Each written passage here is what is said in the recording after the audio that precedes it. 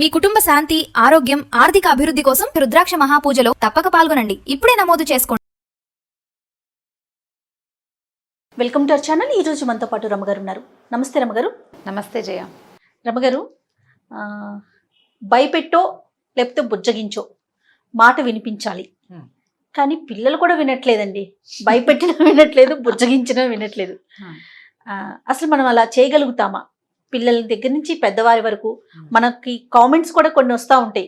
కొన్ని వీడియోస్లో చూసారా, వాళ్ళు మా మాట వినట్లేదు, వీళ్ళు మా మాట వినట్లేదు, వీళ్ళు మమ్మల్ని మాకు పైన ఉంటున్నారు, మా మీద పెత్తనం చెలా ఇస్తున్నారు అన్నట్లుగా. ఎట్లా రమ్మగారు? నయానా భయానా వినిపించడం కష్టమే. నయానా భయానా వినిపించడం. పిల్లలు మాట వినరు అంటే బ్యాడ్ వర్డ్, కానీ మొగుళ్ళు మాట వినరు. కొండకచో పెళ్ళాలు మాట వినరు. వద్దంటే షాపింగ్ చేస్తారు, వద్దని చేయమంటే చెయ్యరు, వద్దన్నదే చేయాలనుకుంటారు. అక్కడికి వెళ్ళొద్దంటే వినరు, ఇదేదో చేయొద్దంటే వినరు. పిల్ల వినరు, పెద్దలు వినరు. మాట వినిపించాలంటే ఏం చెయ్యాలి? వారిని మన వశం చేసుకోవాలి మొదట. పిల్లల్ని కానీ పెద్దల్ని కానీ బుజ్జగిచ్చి నయానా భయానా అంటే భయాన వినని వాడిని నయాన ఒప్పించాలి. ఓకే. భయంతో విండు. వాడు చంపుతా అంటే చంపితే చంపు, నేను చచ్చినా వినంటాడు. మా నాన్న కాదు, మా అమ్మ కాదు, నాకు ఎంత నొప్పిగా ఉందో అని వాడిని బ్లాక్మెయిల్ చేసి ఒప్పించాలి. కొంచెం ఛాన్సెస్ ఉన్నాయి, కొద్దిగా అవకాశం ఉంది. తర్వాత నేను నీకు అది ఇస్తా, ఇది ఇస్తా, ఇంకోటి ఏదో కొని పెడతా, నీకు కావాల్సింది చేస్తా అని బ్రైబింగ్, లంచాలు ఇచ్చి ఒప్పించవచ్చు కదా. తర్వాత ఎక్కువ ప్రేమగా ఉండి ఒప్పించవచ్చు. చాలా ప్రేమగా ఉండాలి అవతల వాళ్ళతోటి. వాడు నేను కాదంటే వీళ్ళు బాధపడతారేమో అని బెంగ రావాలి అవతల వాళ్ళకి. ప్రేమకి లొంగిపోవాలి. ఓకే, ఇంతే పద్ధతి. బాగుంది. దీనికి వినకపోతే దానికి వింటారు. ఓకే, వినాల్సిందే. ఇవాళ వినకపోతే రేపు వింటారు. వినాల్సిందే, వినక తప్పదు. వీళ్ళు వెబ్బే మీరేం చెప్పినా మా ఆయన అంతేనండి అంటే ఆయనల సంగతుల మీద ఒక చిన్న కథ ఉంది, సరదా కథ చెప్తాను. ఆయనకి సంబంధించింది, ఆయనకు సంబంధించింది. రైట్. ఒక ఊళ్ళో ఒక ఆవిడ, ఏమందాం, ఓ సుబ్బమ్మ గారు, సుబ్బమ్మ అనకూడలే మరి, ఓ సుబ్బలక్ష్మి అనుకుందాంలే, మరి సుబ్బమ్మ బాగులేదు, సుబ్బలక్ష్మి పేరు బాగుంది. ఈవిడ ఏంటంటే ఆవిడ భర్త ఆవిడ మాట వినేవాడు కదా, ఆవిడకి చాలా విసుగు పుట్టేది. పక్కింట్లో చూస్తే వాళ్ళు ఏంటో సఖ్యంగా ఉన్నారని తోచేది. ఇది చూస్తే మన మాట వింటలేదు. ఓసారి పుట్టింటికి వెళ్ళింది, అక్కడ చూస్తే నాన్నేమో అమ్మ మాట వింటున్నాడు, అన్నయ్య ఏమో వదిన మాట వింటున్నాడు. నా మొగుడే మాట విండు, ఏం చెయ్యాలి? వాళ్ళని వీళ్ళని అందరినీ అడిగేది, మొగుడు మాట వినాలంటే ఏం చేయాలి, ఏం చేయాలి, ఏం చేయాలి, ఏం చేయాలి అని. ఇదే ప్రశ్న, ఏం చేయాలండి అని అడుగుతూ ఉంటారు. మంది కూడా అడుగుతారు చూడు చాలా మంది. అడగ్గా సరే ఏమైంది, ఆవిడున్న ఊరికి ఒక యోగీశ్వరుడు వచ్చాడు. ఓకే. అయితే ఊళ్ళో వాళ్ళంతా ఆయన దగ్గరికి మంచి మాటలు వినడానికి వెళ్తున్నారు. ఆయన దగ్గర ప్రతి ప్రశ్నకి సమాధానం ఉంటుందని చెప్పుకోవచ్చు వచ్చారు. మొదట ఏం చెప్పుకోరు. కొంతమంది వెళ్ళొచ్చాక వాళ్ళు చిలవల పలవలు కాస్తుంది, అదిగో పూలంటే ఇదిగో తోకంటారు. సరే ఈవిడ ఏం చేసింది, సుబ్బలక్ష్మి కూడా అక్కడికి వెళ్ళింది యోగీశ్వరుడి దగ్గరికి. అమ్మ ఏం కావాలంటే ఆవిడ కొద్దిగా మొహమాట పడి, అయ్యా ఏకాంతంలో ప్రశ్న అడుగుతానండి అని. ఏమిటో ఈవిడ ఏకాంత ప్రశ్న అని అందరినీ శిష్యుల్ని పంపించేశాడు. ఏమిటమ్మా అన్నాడు. అయ్యగారు మా ఆయన నా మాట వినడండి, ఎంత చెప్పినా, ఎంత అరిచిపోట్లాడినా, ఎంత కేకలేసినా మాట వినటం లేదండి, మంచి మాట అస్సలు వినడు, ఎలాగండి మా ఆయన్ని ఒప్పించడం అని బాగా ఆలోచించాడు ఆయన. అమ్మ ఓ పంచి, మన సమీపంలో ఒక అడవి ఉంది కదా, అక్కడ పులులు తిరుగుతున్నాయి. నువ్వు ఒక పులి గుహ దగ్గరికి వెళ్ళి, పులికి మీసాలు ఉంటాయి, ఒక్క మీసం పట్టుకురా. ఆ పులి మీసం కనుక నీ దగ్గర ఉందో మీ ఆయన నీ మాట వింటాడు. ఓకే. పులి మీసాలు కావాలి. భర్తలు మాట వినాలంటే ఏం చేయాలి?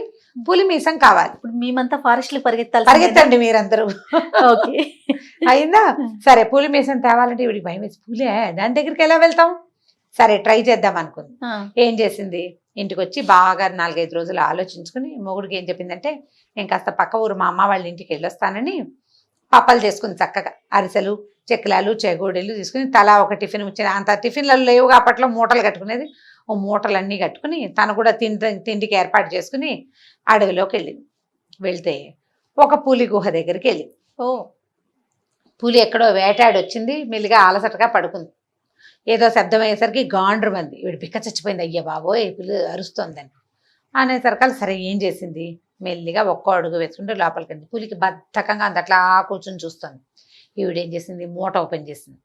అరిసెలు గుమాయించినాయి వాసన.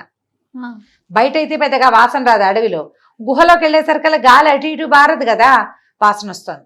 పులికి మూతి నాక్కుంది, అది అమ్మో ఏదో తీయటి వాసన వస్తుంది, ఏమిటో ఆ వాసన చూద్దాం అనుకుని లేచిది వచ్చింది. దగ్గరకు వచ్చేసరికల్లా ఇది ఏం చేసింది, మెల్లిగా ఓ అరిసె దాని ముందు పెట్టింది. పులి ఆ అరిసెని తినదు, చూస్తోంది ఏమిటో కొత్త వస్తువు చాలా బాగుంది. తర్వాత ఏం చేసింది, ఓ చెక్కిలము, ఓ చేగోడి, ఓ బూందీ లడ్డు పెట్టింది, అన్నీ భోజనం చేసేసింది. పులి కూర్చుంది పక్కనే వచ్చి. తీయటి పదార్థాలు పెడుతుంటే ఫ్రెండ్షిప్ కుదరదు, బాగా కుదురుతుంది. అక్కడి నుంచి సరే పులి ఆవిడ కాస్త ఫ్రెండ్షిప్ చేశారు. మామూలుగా ఏమవుతుంది, మన పక్కన జంతువులు వచ్చి కూర్చున్నాయి అనుకో, అసంకల్పిత ప్రతీకార చర్యలాగా మన చేతులు వాటి మొహం మీదకి వెళ్తాయి కదా. ఇప్పుడు ఇవన్నీ పెట్టింది కదా, ఆవిడ మీద చెయ్యేస్తే ఆవిడ అదేం అనలా పులి. ఈవిడ చక్కగా తల నిమిరింది, నిమిరాక సంచులు పుచ్చుకొని బయటకు వచ్చేసింది. 2-3 రోజులకు ఒకసారి ఊరు వెళ్తానని చెప్పి ఆవిడ 4 అరిసెలు చేసుకుని, 2 గారెలు చేసుకుని, 3 బూరెలు చేసుకుని చెత్త పుచ్చుకెళ్ళేది. ఈ పులి గుహకి వెళ్ళింది ఒక 10 సార్లు వెళ్ళేసరికల్లా 4-5 రోజులు గడిచేసరికి ఈ పులి అమ్మేది స్వీట్లు తేవట్లేదని వెయిట్ చేసే పరిస్థితి వచ్చింది. చూస్తోంది అది కడుపు నింపేసుకుని తర్వాత తీపి తినడానికి ఫుడ్ ఆహారం తర్వాత ఏమనాలి దాన్ని డిజర్ట్ కోసం ఎదురు చూస్తుంది అనమాట. డిజర్ట్ తింటారు కదా స్వీట్. సరే ఇలా 10 సార్లు వెళ్ళిన తర్వాత ఈవిడ పులి దగ్గర కూర్చుని ఆవిడ తెచ్చిన పదార్థాలు పెట్టి ఒక మీసపు వెంట్రుకని టక్కిని లాగింది. రోజు స్వీట్లు తెచ్చిపెట్టే వాళ్ళు మీసాలు లాగితే మాత్రం ఏమనుకుంటుంది, పులి ఏమి అనలా. ఆ తెంపిన మీసం చేతపుచ్చుకుని అమ్మయ్య దొరికిందిరా దేవుడా, ఇన్ని రోజులు ట్రై చేశానని ఆ పులి మీసం పట్టుకుని ఆ మేఘాల మీద యోగీశ్వరుడి దగ్గరికి వెళ్ళి ఆయన అప్పటికే ఆ ఊరు వదిలిపెట్టి వెళ్ళిపోయాడు, పక్క ఊరు వెళ్ళిపోయాడు. పక్క ఊళ్ళో ఉన్నాడని తెలుసుకుని అక్కడికి వెళ్ళింది. అయ్యగారు ఇదిగోనండి పులి మీసం తెచ్చాను, ఇప్పుడు ఏం ప్రక్రియ చేయాలో చెప్పండి. పులిమీసము నీ దగ్గర ఉండాలన్నాడు. పులిమీసంతో మొగుడిని ఎలా ఆడిచ్చాలో కనుక్కోవద్దు, ప్రక్రియ కావాలి కదా. ఇప్పుడు మీరంతా అడవులకు వెళ్ళి తెచ్చుకుంటారు, తెచ్చుకున్న తర్వాత ఈ వెంట్రుకతో ఏం చేయాలో ట్రిక్ మేము చెప్పాలి. ఇప్పుడు చెప్పండి. అప్పుడు ఈయన అన్నాడు, అమ్మా ఇది ఎలా తెచ్చావన్నాడు. పులిని మచ్చిక చేసుకున్నానండి తెచ్చానండి. ఏమ్మా చంపేసే హింస మృగాన్ని మచ్చిక చేసుకున్నావు, మొగుడిని మచ్చిక చేసుకోవడం రాదు, మొగుడిని మచ్చిక చేసుకోవడం రాదు నీకు, నువ్వేం చేసావు, దానికి ఏం కావాలో అది ఇచ్చావు. దానికి తెలియని ఒక కొత్త దాన్ని, దానికి కావాల్సిన దాన్ని దానికి అలవాటు చేసావు, తెలియని ఒక కొత్త దాన్ని, అది దానికి కావాలనిపించేలాగా చేసావు. చెప్పింది కదా చేసిన ప్రక్రియ అంతా. కావాలనిపించాక నువ్వు ఏం చేస్తే దానికి ఒప్పుకుంటుంది. మొగుళ్ళు కూడా అంతేనమ్మా అన్నాడు. ఈవిడ ఆ పులిమీసాన్ని అటు ఇటు తిప్పి చూసుకుంది, ఇంకా చేసేదేం లేదు. సరే ఇంటికి వచ్చేసింది. ఆ తర్వాత మా ఆయన నా మాట వినడు అని ఆవిడ ఎప్పుడు అనలా.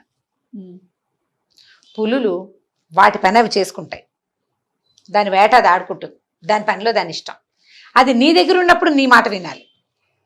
నువ్వు బయట ఏం చేస్తావో కూడా నా మాటే వినాలని ఆడవాళ్ళు అడగకూడదు. దాన్ని వేటాడనివ్వాలి, దాని పద్ధతి ప్రకారం దాన్ని జీవించనివ్వాలి. అది నీతో ఉన్నప్పుడు నీతో బాగా ఉండేలాగా చేసుకోవాలి. ఇది ఆడవాళ్ళకి పాఠం చెప్పాడు అనమాట యోగేశ్వరుడు. కాబట్టి నువ్వు చక్కగా మొగుడితోటి బాగా ఉండమ్మా, ఆయన నీతో ఉన్నప్పుడు నీ మాటే వింటాడు, బయటికి వెళ్ళినప్పుడు ఆయన పని ఆయన చేసుకుంటాడు, ఆయన వ్యాపారం అయింది, దాంట్లో నువ్వు వేలు పెట్టకూడదు. పులి ఏదైనా ఒక లేని పట్టుకుంటే నువ్వు లేని పట్టుకోవద్దంటే అది ఒప్పుకుంటుంది, మనల్ని దాని బదులు నిన్ను పట్టుకుంటుంది. నువ్వు అన్నీ వద్దంటావు, అందుకే నీ మొగుడు నీ మాట విండు, నువ్వు కొన్ని వద్దను వింటాడు అని చెప్పి పంపేశాడు. ఈవిడ ఇంటికి వెళ్ళిపోయింది హ్యాపీగా, మొగుడితోటి కలకాలం సుఖంగా కాపురం చేసుకుంది. కథ కంచికి మనం ఇంటికి. చాలా బాగుంది రమ్మగారు ఈ కథ.